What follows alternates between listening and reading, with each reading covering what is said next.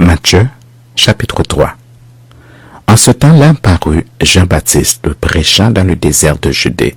Il disait, « Repentez-vous, car le royaume des cieux est proche. » Jean est celui qui avait été annoncé par Ésaïe le prophète lorsqu'il dit, « C'est ici la voix de celui qui crie dans le désert. Préparez le chemin du Seigneur, aplanissez ses sentiers. » Jean avait un vêtement de poil de chameau et une ceinture de cuir autour des reins. Il se nourrissait de sauterelles et de miel sauvage. Les habitants de Jérusalem, de toute la Judée et de tout le pays des environs du Jourdain se rendaient auprès de lui et, confessant leurs péchés, ils se faisaient baptiser par lui dans le fleuve du Jourdain. Mais, voyant venir à son baptême beaucoup de pharisiens et de sadducéens, il leur dit, « Race de vipères, qui vous a appris à fuir la colère à venir? Produisez donc du fruit digne de la repentance, et ne prétendez pas dire en vous-même, nous avons Abraham pour père. Car je vous déclare que, de ces pierres-ci, Dieu peut susciter des enfants à Abraham.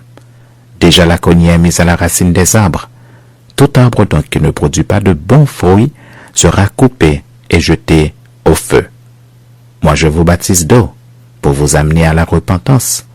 Mais celui qui vient après moi est plus puissant que moi, et je ne suis pas digne de porter ses souliers. Lui, il vous baptisera du Saint-Esprit et de feu.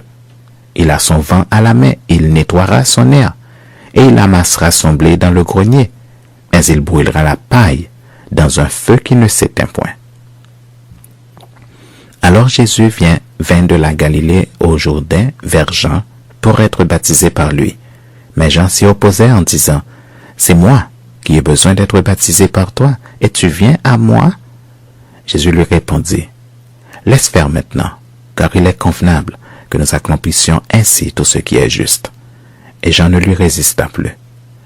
Dès que Jésus eut été baptisé, il sortit de l'eau, et voici, les cieux s'ouvrirent, et il vit l'Esprit de Dieu descendre comme une colombe et venir sur lui. Et voici une voix fit entendre des cieux ces paroles. « Celui-ci est mon Fils bien-aimé, en qui j'ai mis toute mon affection. »